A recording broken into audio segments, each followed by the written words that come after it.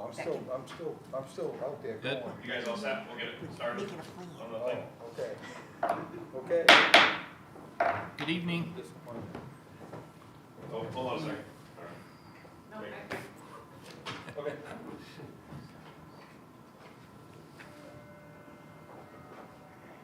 We're going to have a public hearing. Hear any comments from the public on the site plan review submitted by Main Street Skowhegan for Phase 1 of the Skowhegan Whitewater Park. Do we have anybody here from the public that has any questions? But first, I'd ask whoever's representing the park to come up and make like a 1-minute statement concerning what this project is. I'm assuming that's different than what Dan's gonna do, yeah, or,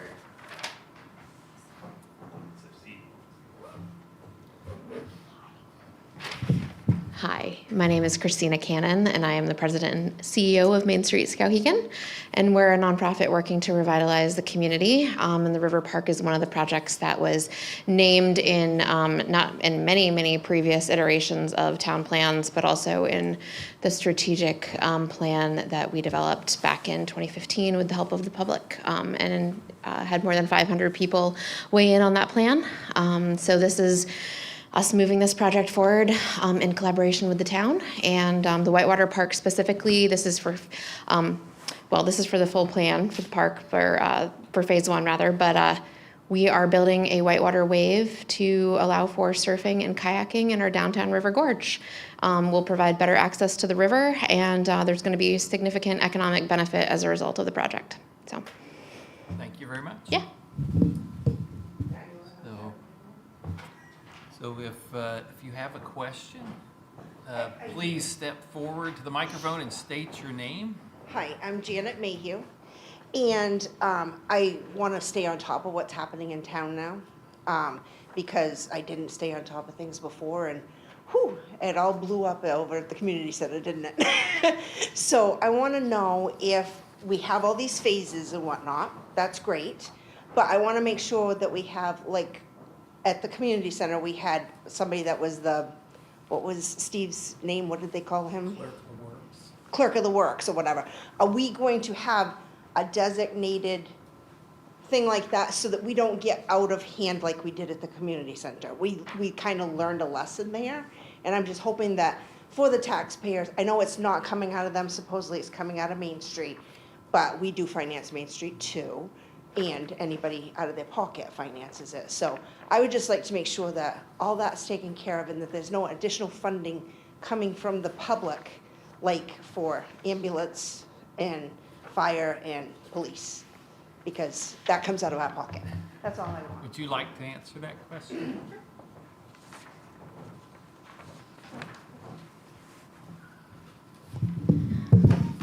So the purpose of the lease that is going to be signed between Main Street and the town is to protect the taxpayers, as you've noted. So Main Street is taking full responsibility for construction and for all fundraising and project management and operations and maintenance of the park. Going to stay forward forever and ever, or how many years? The lease is for 10 years. Yep. Is there any other questions by the public this time? Seeing none, we will close the public hearing. We will now begin our meeting of the planning board. We do have a quorum. We are missing Ann Jeanette. Erin, you'll be serving in her place. I'll entertain a motion to approve the minutes from the last meeting. So moved. Second. Do we have any corrections or additions?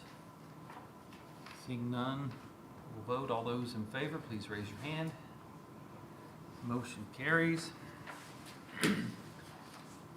First item, site plan subdivision, flood hazard, and shoreline zoning. Discussion decision on a major site plan review application submitted by Main Street Skowhegan for Phase 1 of the Skowhegan Whitewater Park. Phase 1 includes construction of one of the Whitewater Rapid feature located approximately 500 feet northeast and downstream of the existing pedestrian bridge along with a maintenance access trail from the southern riverbank.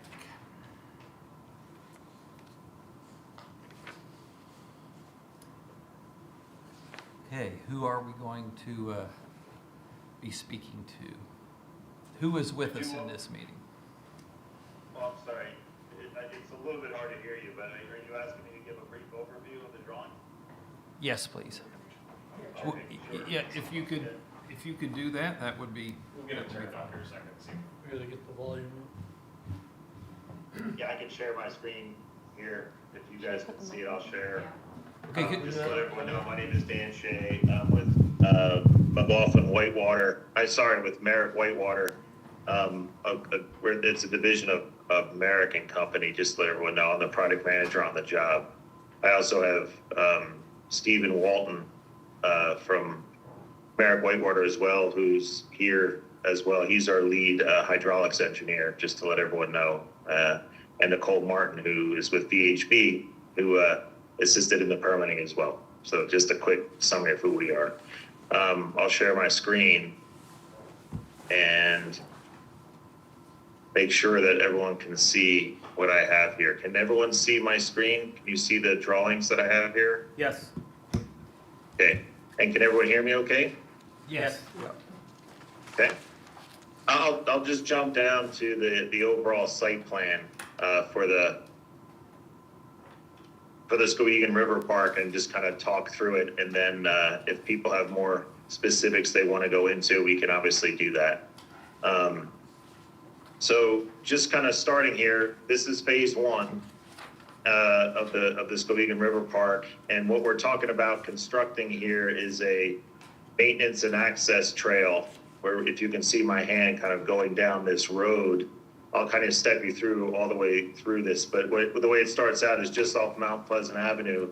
We'd be installing an asphalt 12-foot finished width with a boulder-edged access trail and pathway that goes down. It's for construction when it's a 16-foot wide kind of excavation and blast into the side slope there. But when it's finished off, it's 12 feet wide with asphalt and a boulder edge on the side.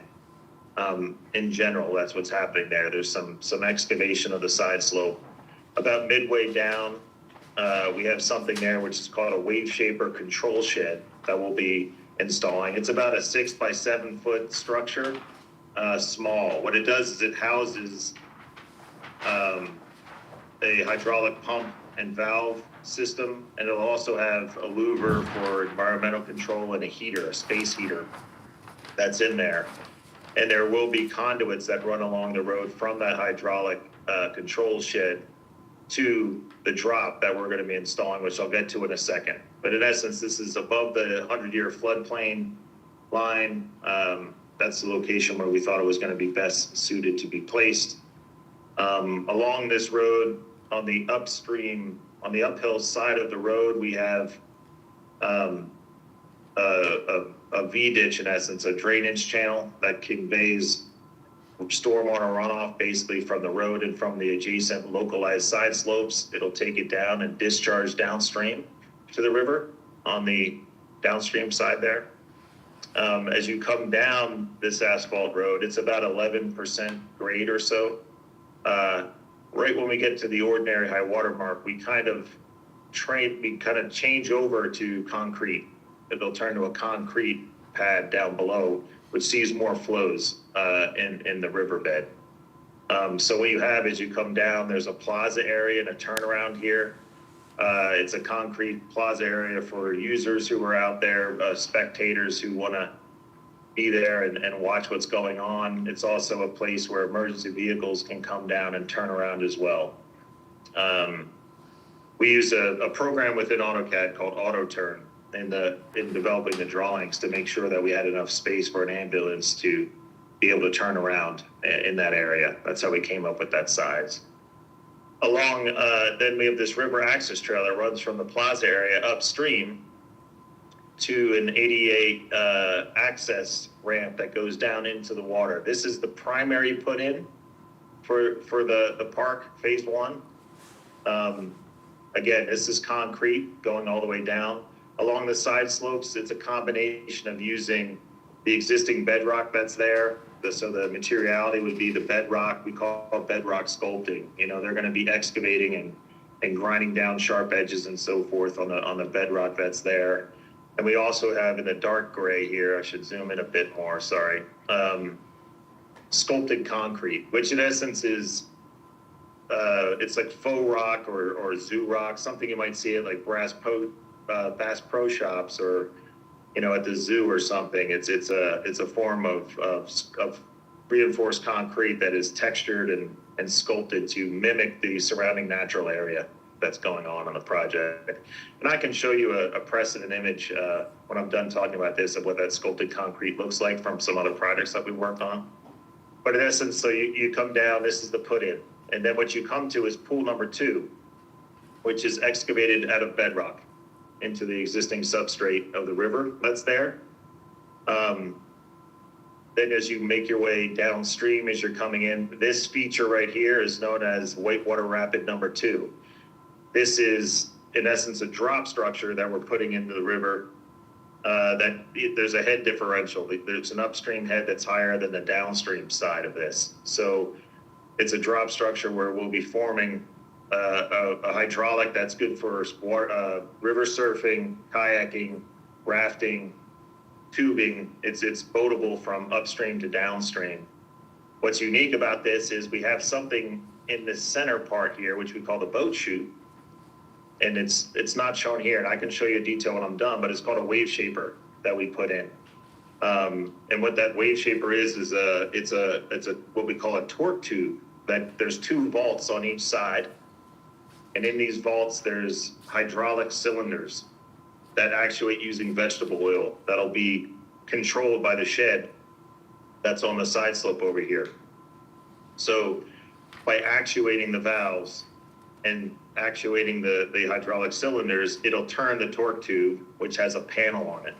So the panel will move up and down based on the amount of flow, the headwater and tailwater conditions to this drop, and what Main Street Skowhegan as the operator wants to achieve for that. You can make it more of a, what we call a green wave for surfing, a braking wave for kayaking, and an assortment in between. But that's just an overview of what that is. We can talk about that in more detail if you have questions, but it's a way for us to manipulate the hydraulic manually using these hydraulic cylinders in this torque tube to modify and adjust the performance of the wave, the hydraulic performance, and also if there are some safety issues, you can actually put it in a position to help flush out this hydraulic as well. So it offers a lot of variability and ability to hone in the hydraulic that you want to create there.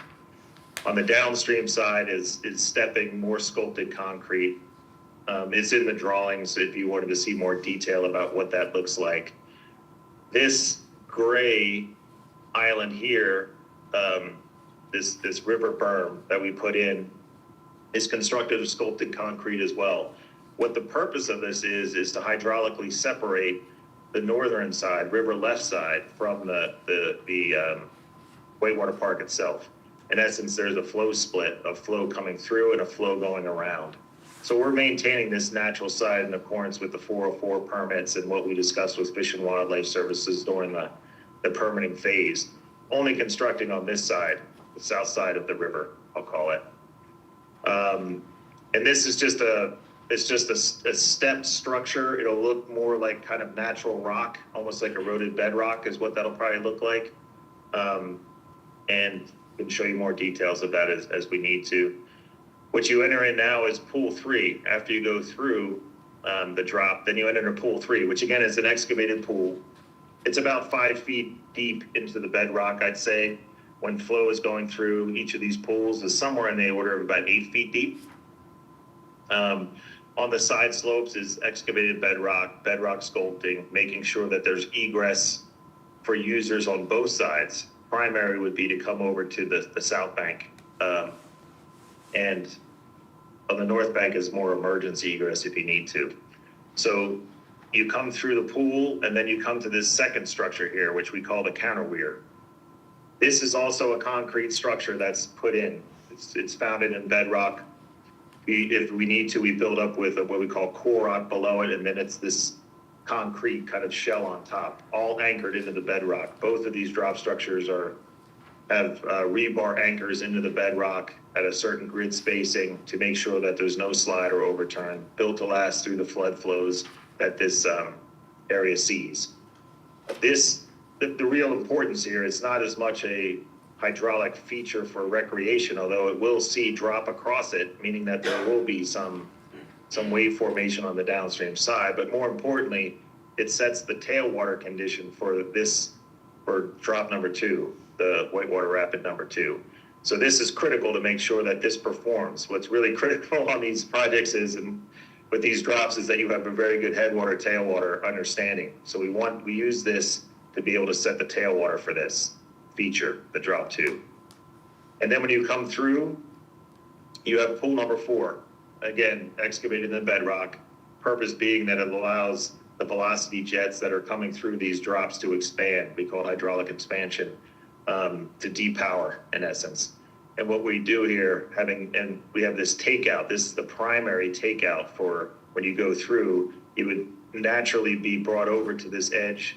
This goes down into and below the water line, so users can get out on this side to this concrete path to get out of the water as they see fit, go back, do a loop. We call it doing a loop through here. But they can egress really at any point in this area and beyond to get back here and get back into the whitewater course.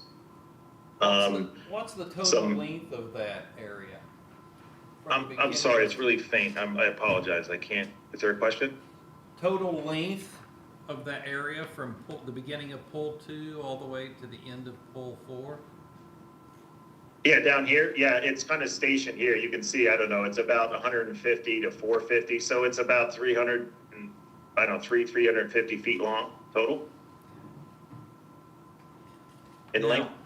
Another question, phase 1 and phase 2, where does phase 2 come in at?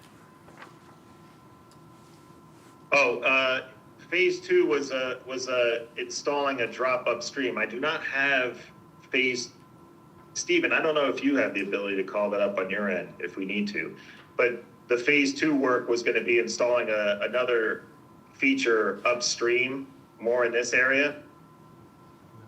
That was also going to have a river island that came down, and it was another structure that we were going to put in upstream, but based on the current financing of the project and some other hurdles that were happening regarding getting certain approvals done, it was moved back to phase 2, a future potential build out here. But it would be an upstream structure, not too dissimilar from what you're seeing here. It would have pools and a drop structure as well, which would lead you to also come into this area as well.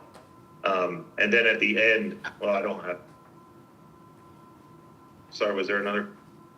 Yeah, and then at the downstream end by the wastewater plant, there was also their outlet pipe from the wastewater treatment plant we would be doing on the downstream side for safety reasons, installing what we call hazard mitigation steps that we put on the downstream side to avoid any kind of future kind of hydraulic issues, retentive hydraulics that might be formed down there under certain hydraulic conditions.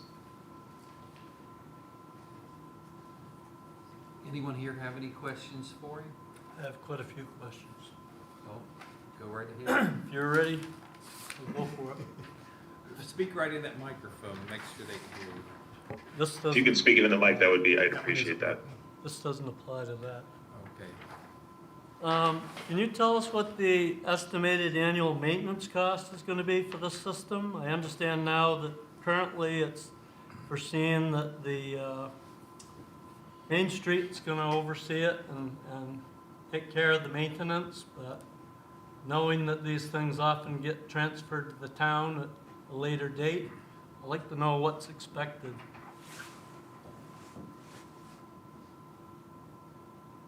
Well, I mean, it usually takes approximately 2 to 3 people to probably operate this on a kind of part-time basis.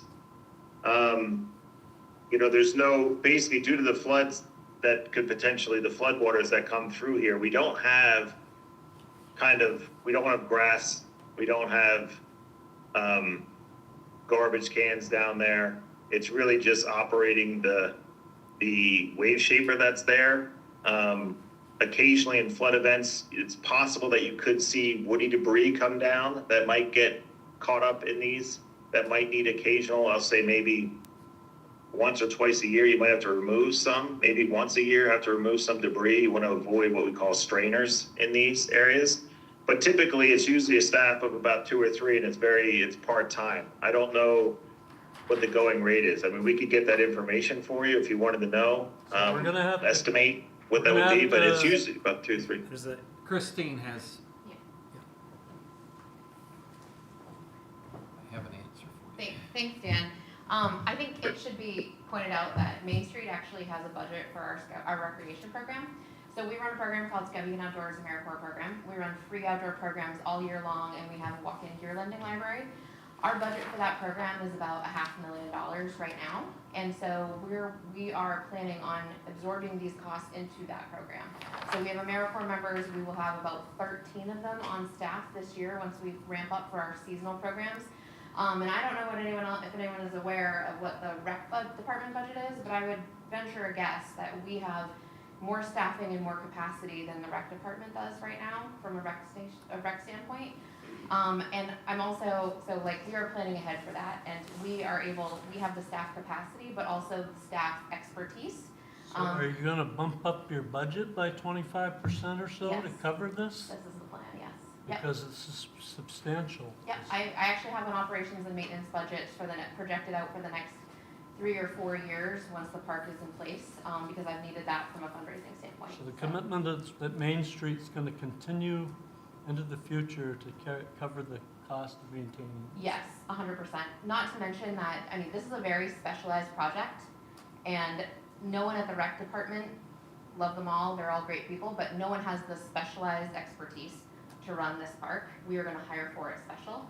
And we also have people on staff that understand whitewater. Our director of recreation is a whitewater guide and whitewater kayaker, and she's training our local youth to kayak so they can use the park. So we have the expertise in-house, and we are preparing for this. So there'll be one person actively operating that when it's being used. Yes, yes. So, like they have around the country, like Boise, for instance, they have a wave technician. And so we will be hiring for a wave technician. Recognizing that running one wave is probably not gonna be, 40 hours a week all year long. So we're also thinking about how we include a trail technician as part of that position. So, thinking ahead, for sure. Could it be automated? Dan, you can probably speak to that better than I, but we will be, part of the tuning process, we'll be bringing in the operator from Boise, who operates their park. And he's actually gonna be helping, based on, from my understanding, and go ahead and correct me if I'm wrong, Dan, but he's gonna come in and help determine so there's gonna be a little box. This is how you're gonna laugh at me, Dan, when you hear me describe this. So there's a little control box in the building that we're gonna have, and we'll be able to press a button based on whatever CFS is coming through the dam, or if there's no dam at all, whatever CFS is coming down through the river. And we will be able to adjust the plate in the river based on what feature we wanna create. So if we're looking to create a surf wave, which is a glacier wave, we'll set it to, this angle based on whatever CFS is coming down through the river. Or if we wanna create a kayak hole where the water rolls back onto itself, we will then set it at this angle based on that CFS. And so Paul is gonna come and help us tune the wave to make it so we're able to, and train our wave shaper, or wave technician rather, in order to run the wave for us. So, how'd I do? Yeah, you did great. Yeah, just to expand on that, and Steve, you can jump in if you want to, but we have at the completion of construction, we have what we call a startup and tuning process. And what we do is we bring out our team. Steven is one, he's our lead in the startup and tuning process. And we do bring in, Paul Primus as well, who operates Boise, like Christina said, and he also works with wave shapers that are very similar in nature to this, and has operated that park for over a decade as well. So we'll come in, make sure what we do in the startup and tuning phase is number one, to make sure that what we've produced is low hazard, and then next we dial in the performance. we have built into our design, there's some what we call tunable areas, tunable aspects that we can adjust, micro adjust based on basically what you have here is a physical model, a large scale physical model, hydraulic model. So we make sure, test it out with surfers. We have kayakers who we also have in-house who will come out and also work on a kayak and make sure that that part's honed in. But what we also do, we'll take that opportunity to make sure that we can help Main Street understand the controls, what you do in certain situations. We will walk through all of that with them as part of that process. And what Christina was referring to was the wave shaper control shed, which was up there. That's where the valving is, that you can adjust the wave shaper that's in the water. So we would look at all the different situations that are available to us. We try to look at low flow, we have to look at high flow, whatever the river will give us, but we won't be done until we get to see the full range of recreational flows that come through. And we'll figure out what are the best kind of median positions, degree down angle on the wave shaper panel, and then you can dial in by hand based on the kind of expertise of who's in the water, who's using it. It makes it so that you can dial it into any user group's kind of wish about what they want to see. So we'll be partners and make sure that all that is understood before we leave the site, and then we'll be available afterwards for consultation as well. But yes, we will step you through the whole process, Christina and your team. So I have more Steve. questions. Wait 1 second, let Jeff get one in. So thank you. We're really good. The staff prepares us very well. Tonight we actually have the site plan checklist provided to us, which I really appreciate that, because these are kind of the things that we should be looking for and asking questions associated with kind of our checklist, especially for the site plan review process. So I have a few questions, but one was in regards to signage, and do you anticipate there being signage on site? What would that signage look like? Because that's one thing that didn't pop out in the plan, so I figured there'd be some identifying signage, so I just kind of asked what that looks like. Yes, so there will be lots of signage. I've been in conversation with our insurance agent about this because we're going to be providing an umbrella policy, insurance liability, also an umbrella policy. So we are working closely with them, but there will be signage basically so that way you cannot enter the park without seeing the sign. Sure. So, yes. I don't know if we have I don't think we have any actual design plans. Is that something that is? I don't, our code enforcement officer is fine with that, so that's, he's the one that's gonna We'll have work to with sort of it. answer those questions, identify them, but I assume they'd be, fixed and access points is what I was assuming, so. Yeah, safety recommendations, et Right. cetera, et cetera. Yeah. And then I'll get in the queue Yeah. again. Typically, that signage will also include kind of the rules of the river, no lifeguard present, you need to be well equipped, recommendations for a personal flotation device, wearing a helmet, no straps on surfboards. There's kind of a pretty prescribed kind of set of rules that you would want to have on those signs. You'd probably include it at the entrance to go down into the park from Mount Pleasant Avenue, but you'd also have it posted down lower in the park as well, just as a reminder to everyone. But yeah, that's important. Excellent. I know there's signage over at the mountain biking location over there already, so. Yeah. Excellent.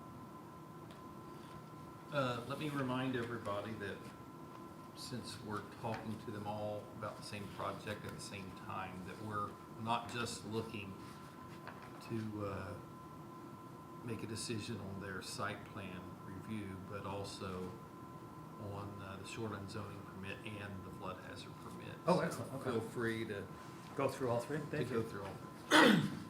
Regarding the hydraulic system, can you tell us how large that is? How much oil typically is in that system? And is it a system, if we have leaks, that's gonna have to be reported to the Maine DEP? Who's gonna monitor that and report out to the DEP if we have a leaking system? Did you hear? Yeah, me? oh, sorry, Christine, were you speaking? I just didn't want to make sure. Can you hear people okay? I can hear it for the most part, sorry. Yeah, it's a little faint if they're not speaking in, but I got the question on that one. The oil that we use, the hydraulic fluid that we use in this system it's basically a food grade vegetable oil. So when you do have a leak, if you do have one, it's not reportable. So you don't have to worry about having to notify the DEP about spills. And the amount of oil that we're using, we have to calculate that. I think it's somewhere in the order of probably, because what you need is enough oil in the system plus a little bit in a reservoir. There's a reservoir that's in that building, small, maybe 15-gallon tank that's there. It's just enough to charge the system and charge the cylinders that it's actuating. So it's really not that much. The lines that run out are 3/8-inch kind of lines that run to it, high pressure, small lines. So it's in the order of probably 10 to 20 gallons to get it charged up, and then it's just recirculating the system. If you have a leak, that would be observed by. It's rare to see a leak, but it's possible that you could see a leak. But that would be observed as part of the kind of O&M that Main Street Skowhegan's people would do. You'd see a vegetable oil sheen somewhere on either side of the vaults that are adjacent to the structure. These two hydraulic vaults here where the cylinders are located, and it would create a pool, so you would know. So then you'd have to just shut off the pump, go out and fix the connection, probably is what it would most likely be. Okay, Does that answer your question? yep. But Is it food grade- possible food for grade someone to vegetable oil. get, if somebody's out in that pool number 3, I guess it is Yeah. it possible for anyone to get underneath that plate on the first device? We have on the downstream side what we call a rack on the downstream side of that that prevents debris or people from getting underneath. So in essence, we have this rack that has enough opening, the opening size that it prevents any kind of your arms going through it or a body to get underneath. Good. Wave shaper rack, we call it. So, obviously, we go through winters here, we have floods, we have runoff conditions, when we have chunks of ice, trees, roots, branches coming down through the river. There's going to be rocks that are rolling down through. As we spoke of earlier, the pools will have to be cleaned out periodically.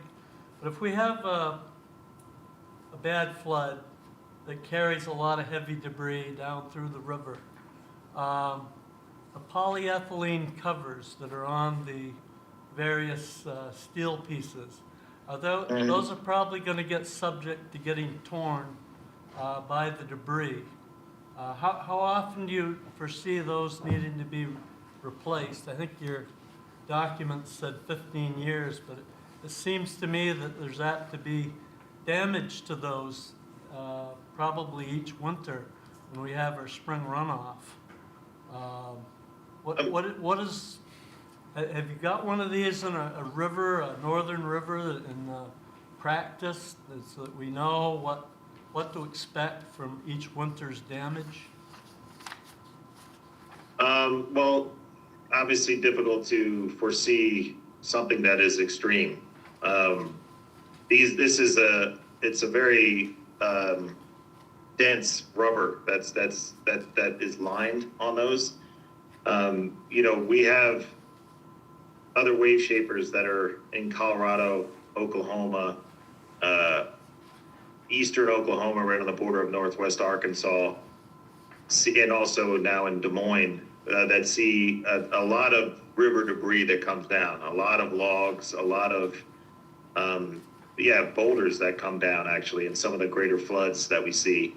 And what they'll do is it doesn't destroy the wave shaper, it doesn't damage the panel to the point of bending. I've not seen a panel bend. Those are stainless steel, 304 stainless steel panels that we're using in the wave shaper itself. The coating is a protective coating. It can take gashes, it can take ruts. Sometimes you might get like a gouge in it, a certain part, if a rock goes over or anything of that nature. But very durable. I mean, all I could speak to is how they performed over the various projects we've done over the past 20 years. and we've never had to replace a wave shaper panel. If anything, you know, you can do, if there is a rip, somehow a gouge that's in the rubber, and we feel it's significant enough that it even requires repair. I mean, the rubber's there just as a protective coating, but the steel itself is also, it's steel. It's very difficult to deform. You could actually do fixes of the rubber coating in place in situ as well, like a repair, a localized repair. But it just because there's some scrapes that are on it doesn't mean that it doesn't work anymore. It's just an additional safety factor just to kind of protect the steel plate that's below. But really, you know, it's not hypercritical to its performance. But we have not had to replace any of those on any projects that we've done to date. Yeah, I was just going to add, I don't think Dan mentioned I think the oldest park with the wave shaper technology is Boise Whitewater Park. It was opened in 2012. And, you know, they get ice there. They get pretty substantially high flows. They get a lot of debris moving in that river as well. And yeah, there has not been any substantial maintenance on the wave shaper as a result of any damage from those events. The one issue they do have is they do have occasionally sediment buildup underneath the gate that restricts the gate motion. Those wave shapers have a more complex kind of trash rack design, debris rack design that needs to move back and forth along the riverbed, and so that's where that problem comes up. Whereas here, this wave shaper is very intentionally designed to try to minimize long-term maintenance. So kind of all the critical components like the hydraulic cylinders are completely, you know, they're in vaults. They're not along the riverbed. They're separated in concrete vaults. So the design was very much intentionally done in a way to try to, you know, minimize anything that's more sensitive components being at risk from debris and that type of stuff. So really the only exposed component on the wave shaper system is the wave shaper plate itself, which is fairly heavy duty steel. Okay. Any more questions, Andy? Yes, quite a few. What will be the effect on this system if the Weston Dam is removed upstream? What do you expect in terms of will the system still be usable? Will it require more regulation as to when it can be used and when it can't be used? The river flow will be more erratic. I don't know, Steven, do you want to just throw an answer to that? Yeah, I can speak to that some. So we're in a regime of the river that's mostly controlled in terms of overall hydraulic profile from downstream to upstream.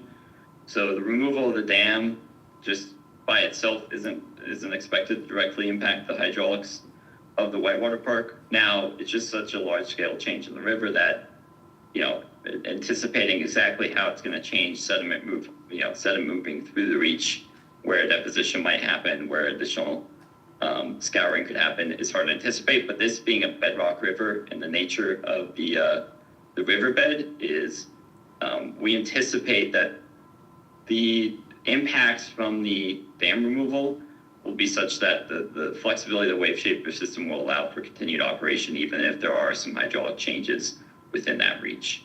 But overall, like just from the removal of the dam itself and kind of not longer term sort of geomorphology changes, we don't actually expect a lot of change from the site-specific hydraulics here if the dam is removed. So yeah, for the most part, we're not, you know, I don't think it will fundamentally change the project. It might have some slight impacts on operations, but that's the part of the advantage of the flexibility of the wave shaper system is that it has a lot of ability to adapt to different hydraulic conditions in the river. The flow would change quite a bit potentially during rainstorms. Different events will have a more dramatic effect on the river level. One sort of follow-up there is that I think there's this misconception too, and I'm not saying Andy has this misconception about this project or just that dam in general. There currently isn't any scheduled releases from that dam. Am I correct in saying that when you were designing this project? Correct. Yep. You're correct. I mean, if I heard the question correctly, I mean, right now the flow, it's kind of a free flow dam right now.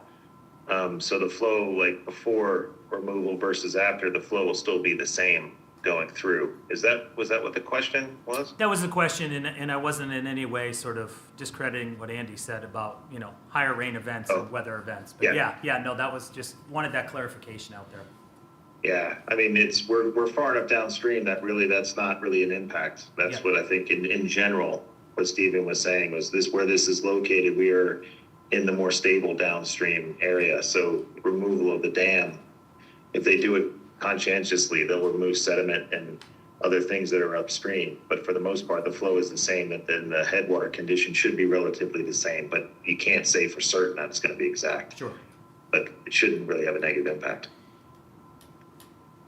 Anyone else have any questions? Dan? Seeing we're on dams, Shawmut Dam, which is south of this project, that dam's impound pretty much comes up to, if not touching the Weston Dam. Now, if that dam's got problems right now for getting certified, getting to license. It's a hydroelectric dam.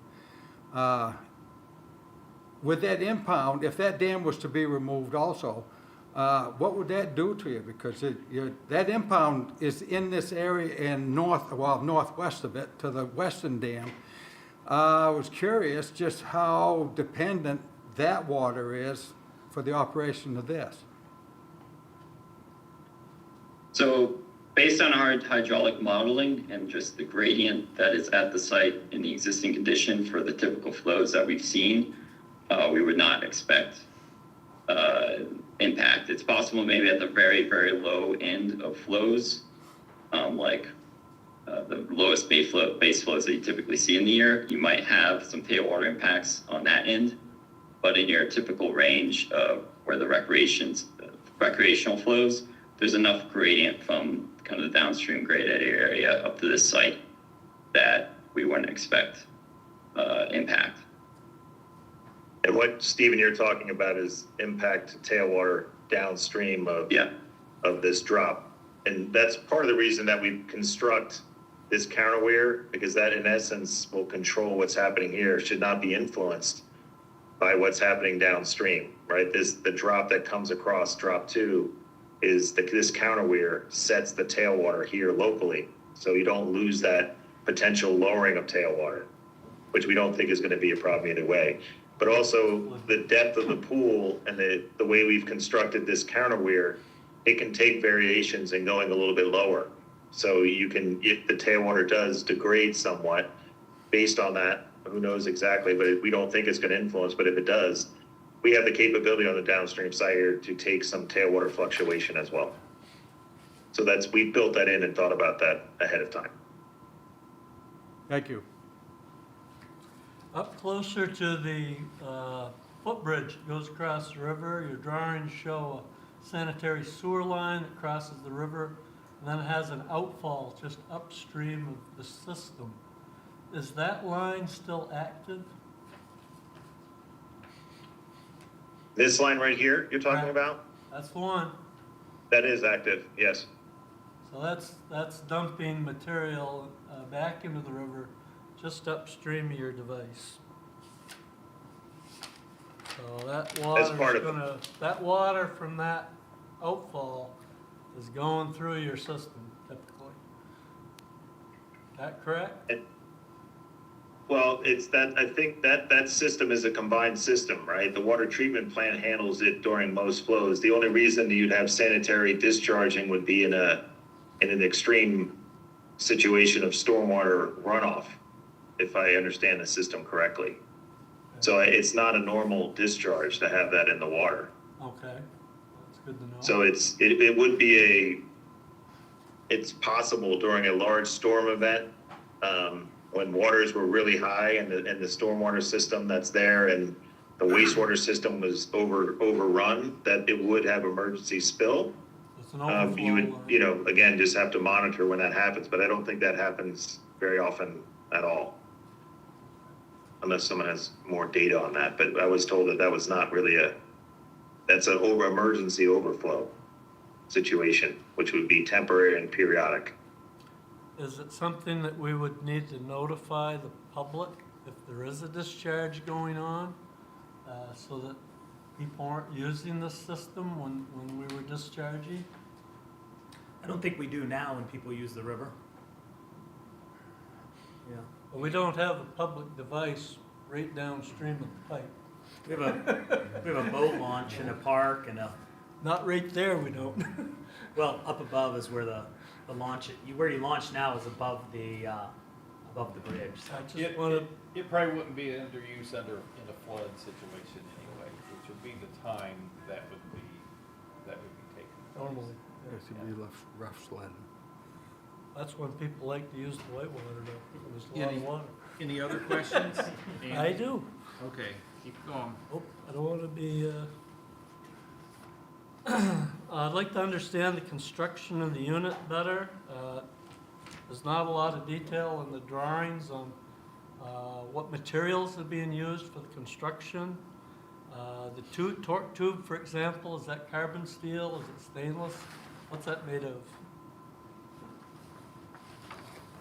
All of the wave shaper components Yeah. are, I believe, stainless steel 304 grade. 304? Yeah. What about the vault covers? The vault covers are, I can't remember, Steve, we said they're aluminum or they're steel. I can't remember which one we spec'd out there, but it's a off-the-shelf, highway rated, I'll call it for now steel cover that we're gonna put on and use marine paint that's put on top for anti-slip. Just concerned about corrosion long-term. Yeah, nothing we have in, yeah, we take that so it's corrosion. It's not a highly corrosive What are the material. bearings made of? Say again, I'm sorry? What are the bearings made of on the torque tube? That'll likely be determined by so we don't actually do the full wave shaper design. That's another subcontractor, so that design isn't necessarily completed at this stage. So they'll be the ones providing the shop drawings, so they'll be the ones deciding on the actual, individual components. How are they being fabricated? What's the thickness? What's the material? We kind of provide our drawings for the wave shaper more of a performance, kind of like performance drawings, Well, I hope somebody indicating what the reviews design that. intent is, but then the actual shop drawings will be produced by the wave shaper system supplier. And those submittals go through us as the engineer for final approval, but they'll meet our specification as far as actuation, where the lips have to go, what are the hydraulic kind of conditions we want, how do we want it to function. But the actual final 100% design is done by the wave shaper system supplier, but it goes through us. But yeah, nothing that we use in there, all bolts, all hardware will be corrosion resistant materials. 304 stainless is our minimum that we usually go with. Okay. The piping system, was that gonna be stainless steel as well? The piping system is up until it gets to the hydraulic vault. So from the hydraulic vault down to the vaults that are on each side of the wave shaper are rubber, steel, reinforced rubber in a conduit. But once we get into the structure, we go over to steel in there, stainless steel piping through the concrete and daylight to the cylinder through steel. And then you use a flex hose connection from that steel to the actual cylinder itself. So it goes from hose into the vault, and then we go with stainless steel at that point when it's going in the concrete. Okay, but the piping that's inside each of the vaults on each side, are you saying that that's gonna be plain carbon steel? Or is that gonna be stainless? That's gonna be wet? It's gonna get wet in those It's going to be vaults? underwater. So yeah, it'll be underwater, which is what we've always done in all of our applications. They're gonna be stainless steel?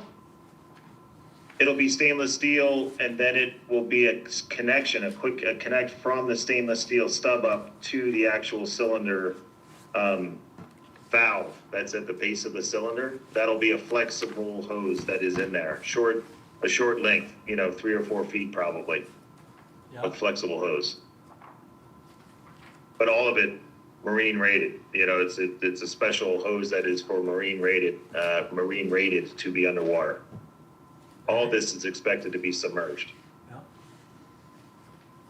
Thank you. Is there gonna be area lighting down around this area where the public's gonna be? By the ramps down that area? Along the walkway? Currently, we do not have lighting because the operation, it can be added, but it's not meant to be operated at night. Like it would be kind of till dusk is the operating hours. I would imagine, Christina, you guys will hone that. If you want to do lighting in the future, we could provide lighting. But right now it's a daylight operation. Also, putting light posts down below the ordinary high water line, the blue line there, it'll be subject to a lot of debris hit as well. It can be worked around, but currently that was not in the park. Okay. I think we have a dusk till dawn, right, we might have the park there might not be open after dark either. I don't know how you're gonna shut it off. People are gonna have to go down there, right? I guess it's like How you gonna any, stop 'em? I guess it's like any other property we have in town. If it says, closed at dusk, it's closed at dusk, It's not an amusement device. But the wave isn't gonna be operating after hours, Yeah. so it's just like another park. Not like another park. I mean, in the sense that, it's closed after certain hours, public should not have access or should not go down there. But they will. They will. So you gotta anticipate, how are we gonna manage that during those dusk hours? Yeah, we don't want them down there then, but they are. Yeah, in my experience when I ran Lake George, I worked with local law enforcement or, staff to enforce the opening hours, similar with the sports fields, I know my son always wants to play tennis on the courts after There you go. after dark and, they're closed and the school or the rec department has to, enforce that. So this is be just the daytime activity. Good luck with that. Okay, the concrete. We do design- have ductwork, extra ductwork that is in our duct banks. If in the future lighting wanted to be added or if it felt like it was needed, it could also be installed post-construction as well, just to let everyone know. Cool. In your concrete design, I noticed the downstream device has 3 inches of cover in the sculpted areas between the rebar and the surface of the concrete. So you have a good layer to protect the rebar.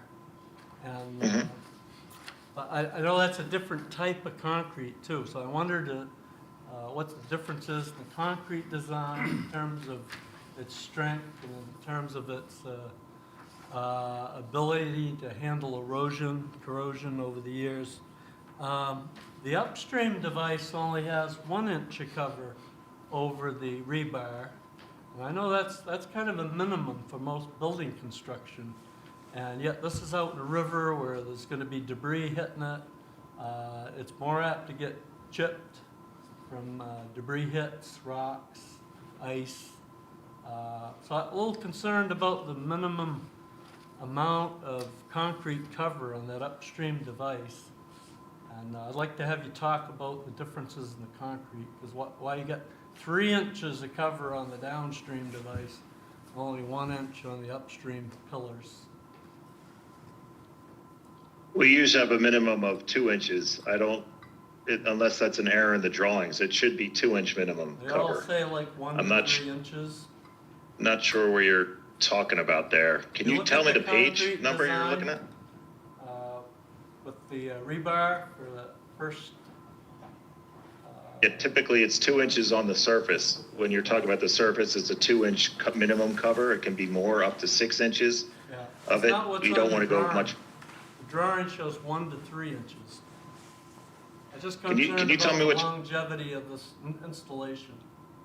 Yeah, I understand that piece. That's understandable. But the concrete, just to answer the first question about the concrete, I mean, the sculpted concrete is a slightly different, it's pneumatically applied, so it is a slightly different makeup of aggregate there, but the strength of it is still 4,500 PSI, if I remember correctly. And usually when we install, it usually tests out much higher. Pneumatically applied shotcrete, in essence, is what the Sculpted is. So it's shot out of a nozzle, mixed at the nozzle with the paste and the air, and then jetted in. We usually test break, usually in somewhere in the 6,500 to 7,000 PSI range. The durability is the same as, I mean, think of it as basically reinforced concrete. The aggregate size is a bit different because you're applying it through a pneumatic mechanism. So the aggregate might be 3/8 inch as opposed to 3/4 inch. It's slightly smaller, but the strength of the concrete is the same. The durability is the same of what you're dealing with. So it's just the finishes on it. You know, when you pneumatically apply, it gives it a bit more character. It's a little bit easier to work with. Pneumatically applying it also, you don't have cold joints that are formed, so it gives more flexibility to the contractor when they're installing it. They just have to pre-prep. If they shoot it and it sets, they just have to go back and do prep work in accordance with ASTM, and then they can just reshoot on top of that to make it work. So it offers the contractor a lot more flexibility in how it is, and also the character of what they can install is a lot more realistic to kind of sculpt it to what's the natural surroundings that are around it than poured concrete would be, and something using like a stamp. It's just, this will give a more authentic look to it, is what we've found over the past several projects we've worked on. So we've not had a problems with concrete performance. But that 1 inch cover, it's 2 inches is our minimum that we try to do as a minimum cover. So I'm not sure where that was, but we can modify those drawings. Stephen, do you have a recollection of maybe where he's talking about? No, I'm currently looking at our reinforcement details, and I see 3-inch cover everywhere that I'm checking, which is for the Sculpted, the Rapid 2 structure, and the counter rear structure. I see all 3-inch cover. Yeah, 1 inch would not be in our design, but I apologize. If you can tell me the page number or something, we can look specifically. I can look it up while we're talking. I looked at a number of places where it was 1 to 3 inches. One more It could be question on the concrete design. The rebar you're using, is it all gonna be epoxy coated? I don't remember if we have epoxy coating on our rebar. We have a factor of safety in the thickness of the rebar to account for potential degradation. But I don't know if we have epoxy in it. Stephen, I don't remember if you can remember back to our rebar spec. I know that we went 1 bar size larger than what we had to account for any potential corrosion that would happen. But typically we do not epoxy coat our rebar. It prevents the spalling of the concrete Sure, the prematurely. corrosion. So I strongly recommend you use that as a standard in this application particularly. Didn't they recently find some problems with the binding of the epoxy with the concrete? There is some history of that being the case, that the epoxy doesn't really do what you're paying to have it do. So you can have some adhesion problems when you have it in there. We typically do not use epoxy coated unless it's some sort of specific structure, but we have not seen the need and have not had issues with it after the fact on our structures. But we did, like I said, we did go with a larger, one number larger bar just to make sure that we did not have a problem with that. Has everybody on the board got out their checklist? Yeah, I did have a question. Yes, go ahead. It's kind of broader, and I didn't know if it was appropriate now, but I was curious. I know the staff did their review earlier today, and this would be a time where I'd ask Aaron, I guess, if all of these applications are complete, number one, and then number two, did anything come up during staff review that we should hear about as we're talking about this? No, we did. Obviously, you can see we have a new checklist to kind of keep us on track with following the lines in the site plan review process now. We went through every line item and had a Teams meeting here, and everything was in place. So good, and everyone was there, No police, issues, everything police, was- fire, everyone was there, yep, great, thank you. Now, one question, you've asked for waivers, 4 separate waivers.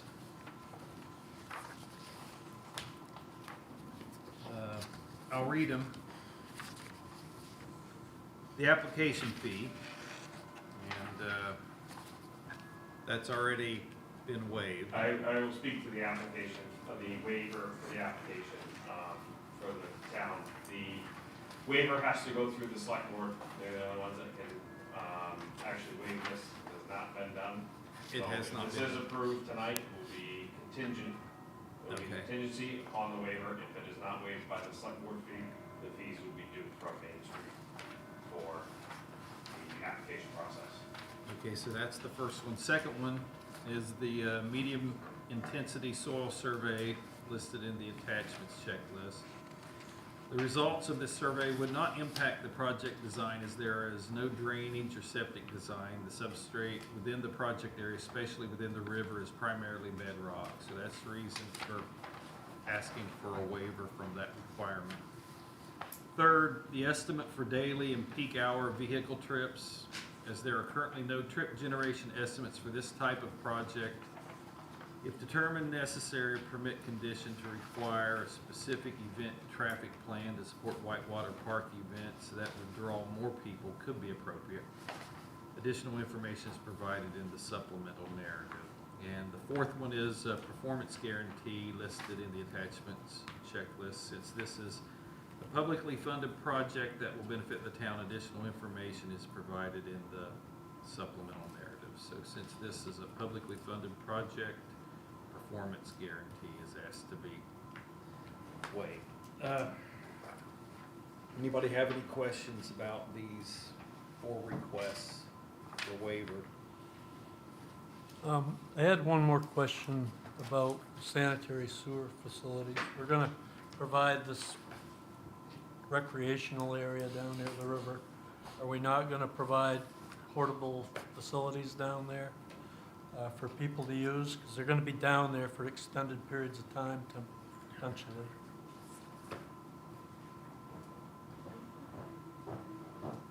Christina, did you want to respond Yep. to that, or? Okay. So our intention is that people can get out of the river, walk across the walking bridge, and use the facilities that are public in downtown. Just like if they were sticking their canoe in the gorge and paddling down. Yeah. Okay, So just a quick follow-up.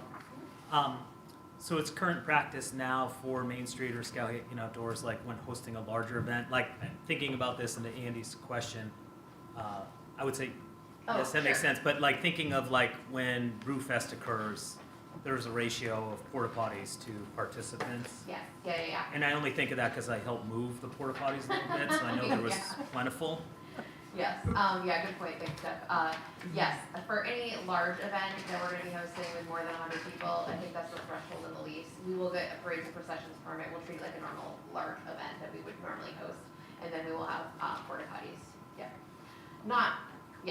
I'll leave it at that. I have other thoughts on, there's a future option that I might suggest for us in the future that has actual costs associated with it, but it would provide something on this other side of the river. But for now, we will have porta potties during events and people can use the public restrooms downtown. So. Any other questions?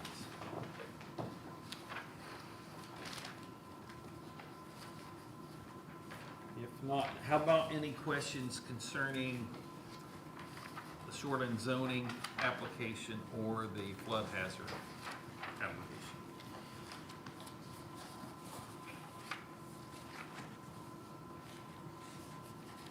No? Seeing none, I'll entertain a vote. Do you want them individually or as a package? I was just doing them as a package. Okay. I move that we grant the major site plan application, or we approve the major site plan application, the shoreline zone permit, and the floodplain hazard application for Main Street, Skowhegan, with the addition of the waivers that have been requested. with the first waiver being contingent upon approval by the select. That's correct.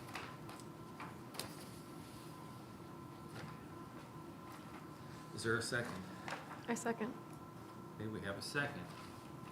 We have asked questions. Is there any discussion amongst ourselves about this? Everyone filled out your checklist? Have we met, have they met all the requirements? To my understanding, they have.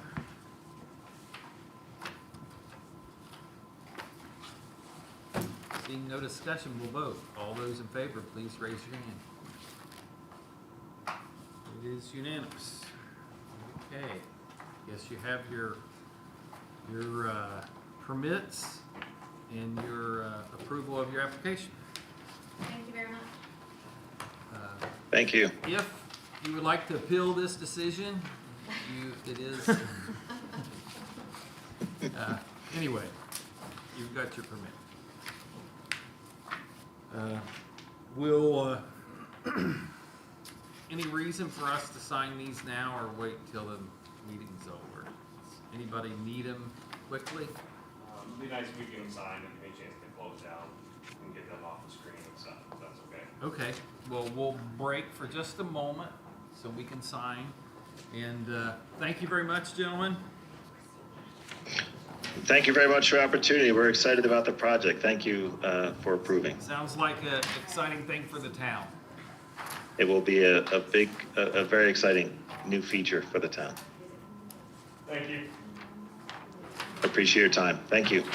You,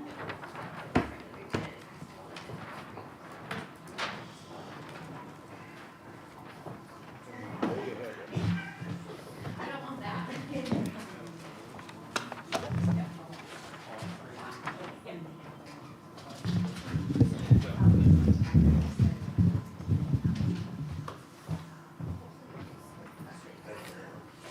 Well, he said boulders, but that's to keep people from like the edge, so it's walking edge. So, but otherwise it's asphalt. Oh, I see what you're saying. Yeah, it'll be steep, so. Eventually, the plan is to have ADA access down there, but that's another phase of the project, so we can't, like, we don't go into that right now, but, so that'll serve as the primary access. Not the plan, so. Totally heard. Thanks for the comment. Oh, we all sign? Okay. You're official today. This,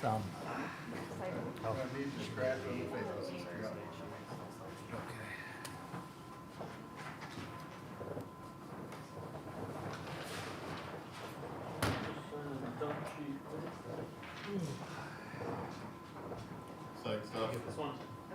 This is exciting stuff.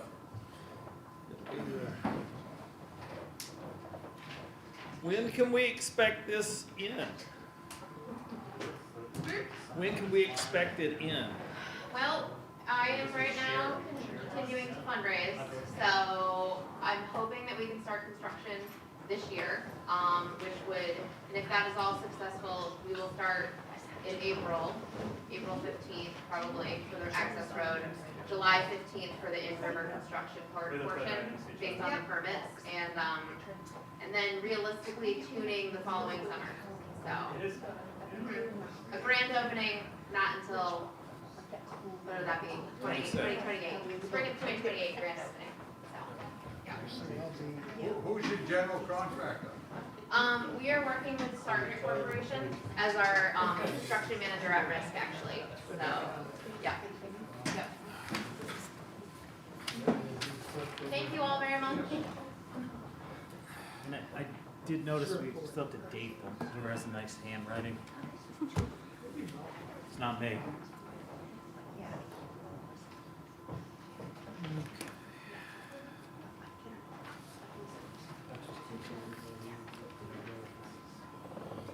Wait for Dan.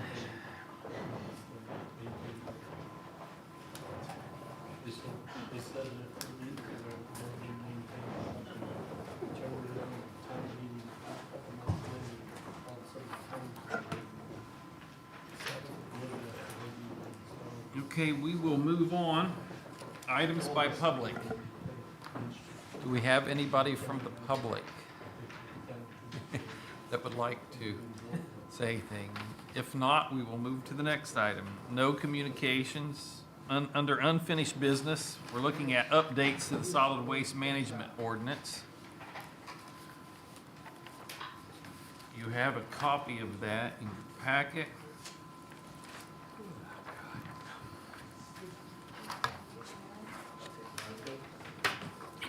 One thing that I notice we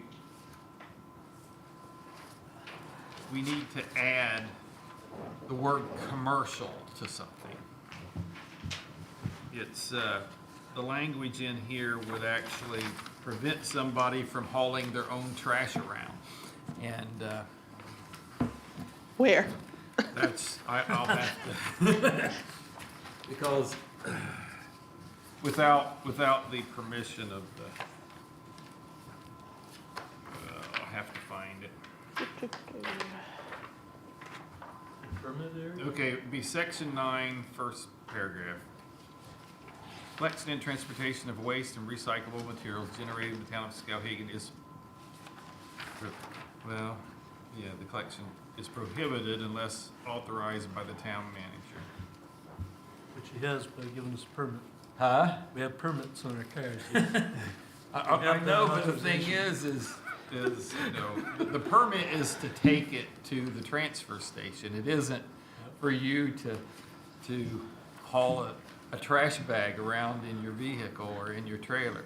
So it should say commercial there. The idea is those in the business of that. The commercial collection or transportation of waste and recyclable material.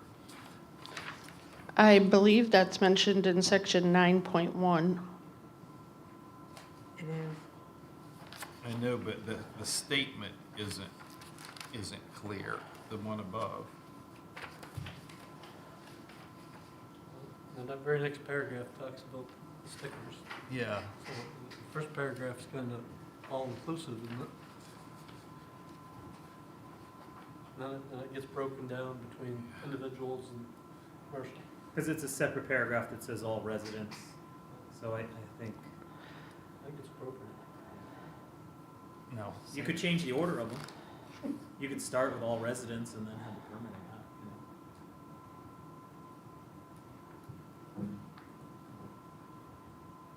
Because this is how it's been all along, yeah. Do we even need that first paragraph? Huh? I'm looking at it. Do we need that first paragraph?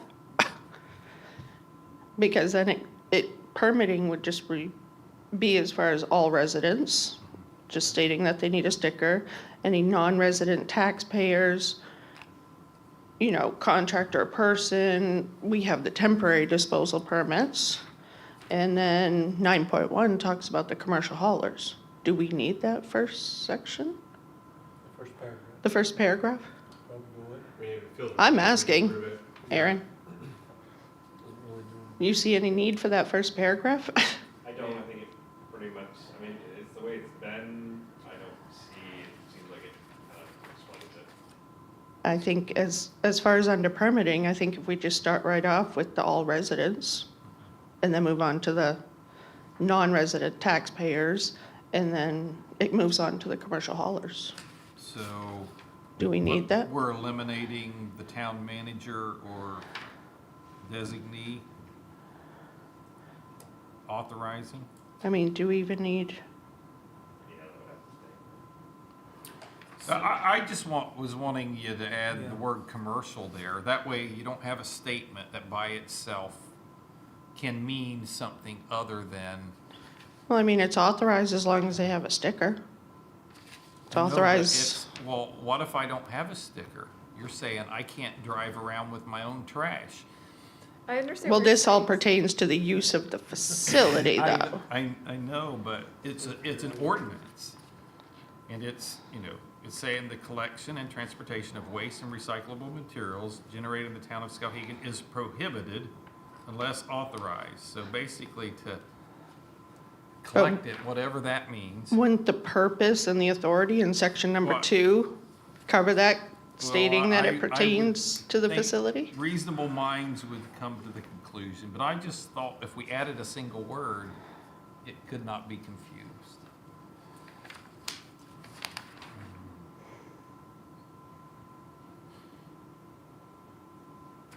I don't know if commercial's the right word, though. I had Yeah, another idea. I'm not seeing that commercial would be the right word in that section, If you- myself personally. If you cut out that first paragraph, and then it goes into all residents, and then it goes into all non-residents, and then where it says 9.1, what I think I would do is take out the 9.1, start that paragraph with commercial haulers who seeks to serve the town. And then it goes into an explanation of what that is, and then you have the bulleted points, because from a formatting standpoint, and then you're starting each of these paragraphs with all residents, any non-residents, commercial haulers. You could even say any commercial haulers. You know, because it's, you know, where it says any person, I think that should be more of any commercial hauler. So who authorizes right now? The town manager? For what? Commercial haulers? Yes, he signs all the commercial hauler licenses every year. The town manager does? Yes, he does. Okay, so just take the end of the first paragraph, put it down there with 9.1 or with that paragraph that's presently under 9.1. So it's, we're keeping that in and then eliminate the rest of that first paragraph. Are you okay taking out the 9.1 and just having it a paragraph that starts with commercial haulers, everybody? Mm-hmm. Steve, I see what you're saying, but I think it's, the first paragraph isn't meant to be just commercial anyway. I think it's like all encompassing, like every resident, commercial or not. Whether they have a sticker, Yeah. a temporary permit, or they are in fact a commercial hauler. But I think it's cleanest to just take out the paragraph entirely instead of Right. changing it to. No, but I don't think it's not intending to restrict a person from hauling around their own trash. No, it's not, but it's also not intending to mean just commercial. I think Okay. they mean Okay. everybody needs a permit on, or a sticker on their car, or, To- you know. So, I guess I'm going back to the purpose and authority because it clearly states for the use of the solid waste management facility. okay, so let's just eliminate the first paragraph. Sounds good to me. And keep 9.1.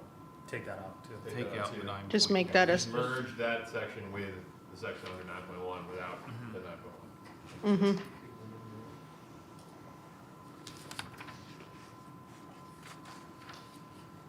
Sound good for you, Aaron?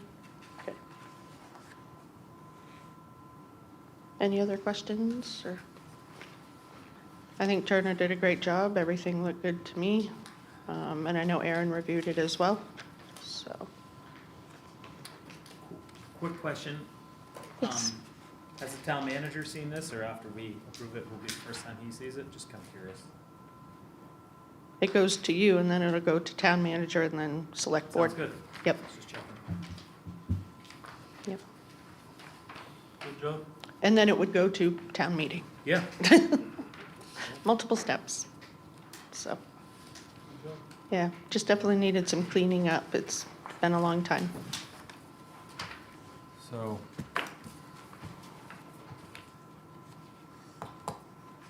I'll entertain a motion to suggest that this be adopted.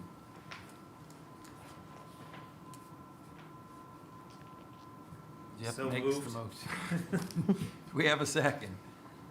Dan seconds it. Any more discussion? If not, we'll vote. All those in favor, please raise your hand. It's unanimous. Thank you guys for all your work on this. I appreciate it. Thank you. Okay, no new business. No selectmen here. Aaron, you have anything for us? I do not.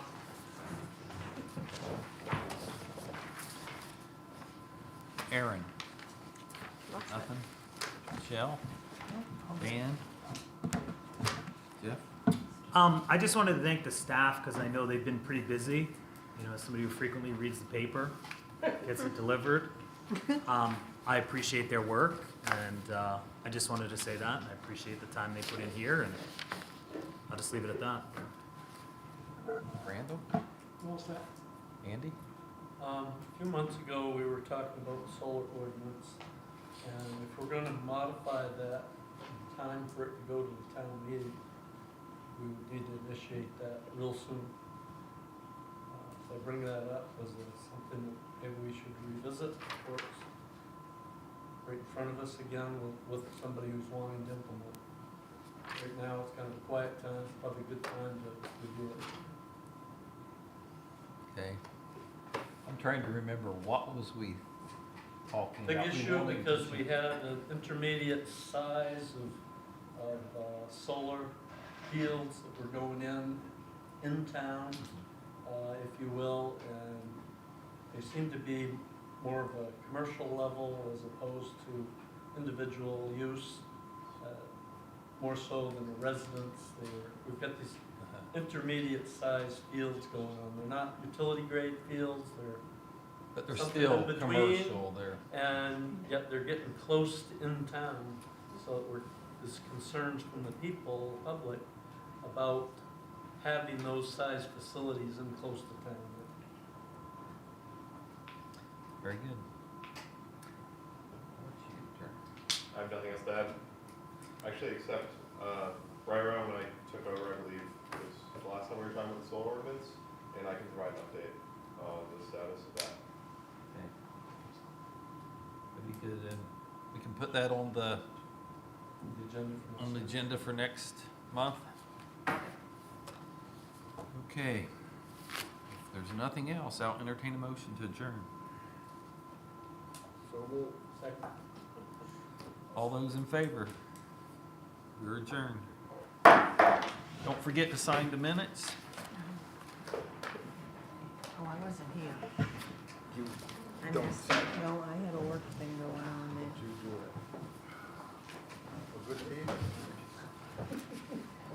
And your checklist, if you would, fill them out, sign them, pass them in. We will include it with our, I think that's yours. Right? Is that your checklist? yeah.